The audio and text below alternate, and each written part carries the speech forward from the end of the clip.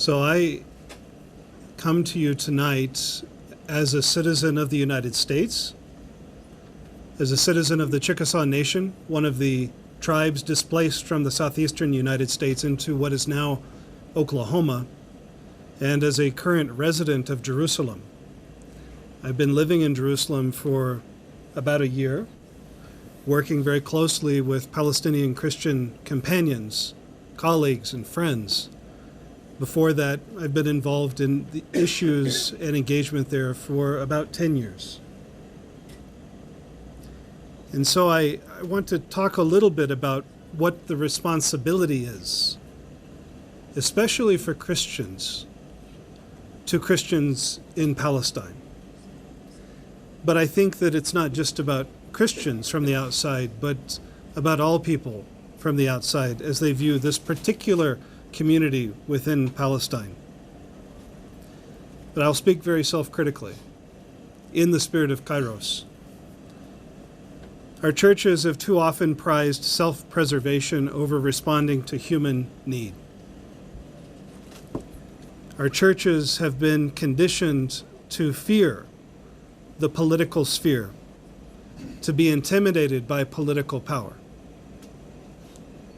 And so they fail to speak.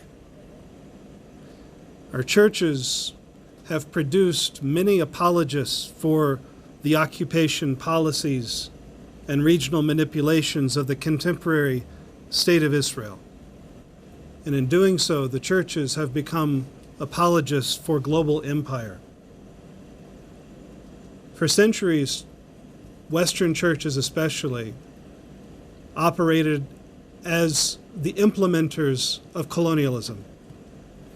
And today, the churches too often, even without realizing it, but sometimes with full awareness, are the implementers of global empire. Today, the global Kairos movement declared that any Christian theology that supports Zionism is heresy.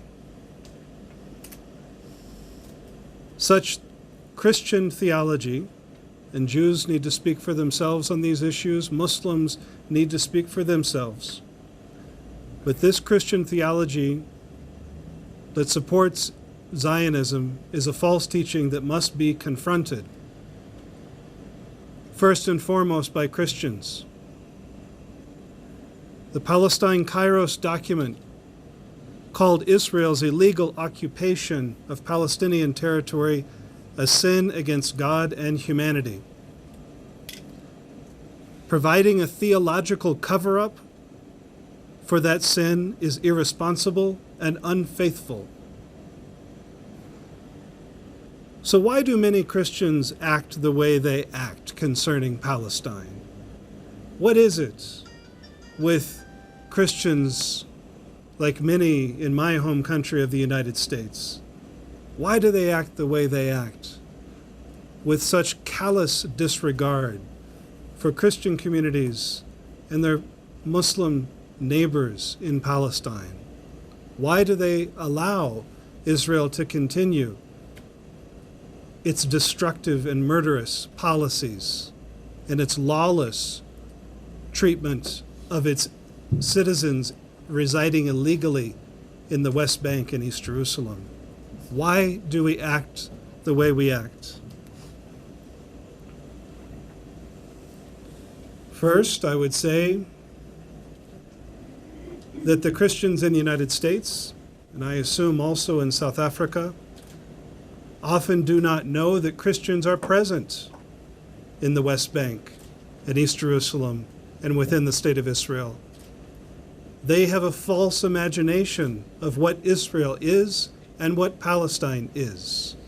They falsely assume that Israel is made up solely of Jews and that the West Bank is made up solely of Palestinian Muslims. But this is not true. And even if it were true, it does not excuse the actions of the state of Israel. Secondly, Christians in the United States and in many other places have negative conceptions of Islam and Muslims. They operate out of a fundamental fear of Islam and Muslims, along with a false understanding that the conflict is at its foundation religiously formed, that it is a conflict between Islam and Judaism. This is so far from the truth. It is a conflict over land. It is a political conflict over resources. It is a political conflict over self-determination and decolonizing principles. It is not, first and foremost, about religion, although the continuation of the political conflict brings us closer to very dangerous religious conflict.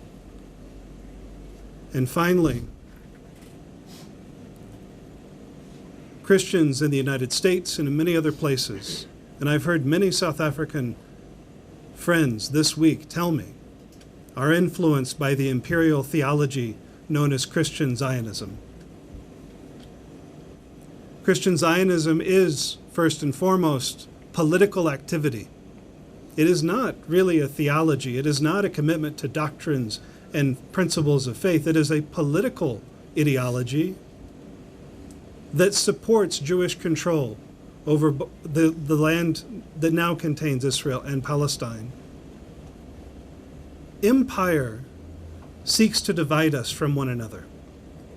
Empire seeks to divide Palestinians from one another, dividing family against family, neighbor against neighbor. But our shared struggle and our shared resistance unites us and disrupts the desires of empire, tells empire that we will not be divided, that we seek freedom for all. It is essential that all of us understand that the Israel of the Bible, the ancient Israelites, are not linked in any substantive or material way to the contemporary modern state of Israel. The biblical narrative of Israel has almost nothing to do with contemporary Israel other than the intentional manipulation of sacred text to justify a political project. We must reject the theological justification for the present acts of the state of Israel, and we must instead draw from our sacred texts, the Quran, the Torah, the Tanakh as a whole, and the Christian scriptures, to instead inform resistance to empire that is faithful to our traditions. Yes, there are separate schools for Arabs and white Israelis, and that even within the state of Israel, there's a separate school system for Arab Israelis, that it's very much separate and unequal. And you may be familiar with that American phrase. I guess in the recent weeks, an organization has really come to our attention called Lahava. It's an Israeli Jewish extremist organization that focuses on anti-miscegenation, the working against the dilution of Jewishness, and so fighting, mixing with other groups. And in addition to that, and focus on anti-miscegenation, they're anti-LGBT. And so when the attack happened, the stabbing attack happened a few weeks ago at the Pride Parade in Jerusalem, Lahava came out with a statement that they lamented that it was Jewish blood that was spilled.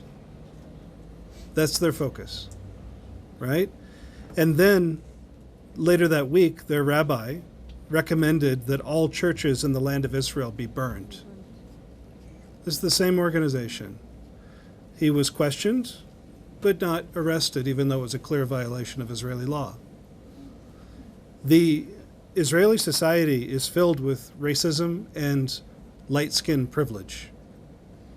So this affects Mizrahi Jews, Jews of Arab descent, and especially Ethiopians. There were tremendous marches earlier this year from Ethiopian citizens of the state of Israel in both Jerusalem and Tel Aviv after a police attack on an Ethiopian IDF soldier in uniform.